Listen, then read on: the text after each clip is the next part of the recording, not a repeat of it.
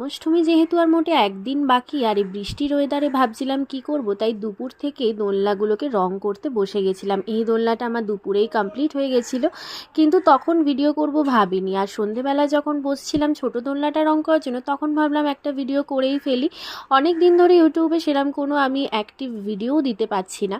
আর এখানে দেখো আমার বেস কালারটা হয়েই গেছিলো, আর বড় দোলনার সিংহাসনটাও কমপ্লিট, অ্যান্ড বড় দোলনাটা টোটালি কমপ্লিট হয়ে গেছিলো। দেন ছোট দোলনাটায় রেড কালার করে অল্প একটু আলপনার কাজ করেছিলাম। আসলে বহু বছর হয়ে গেছে যেহেতু ড্রয়িং ছেড়ে দিয়েছি, তো হাতের টানটা কোথাও না কোথাও নষ্ট হয়েই গেছে।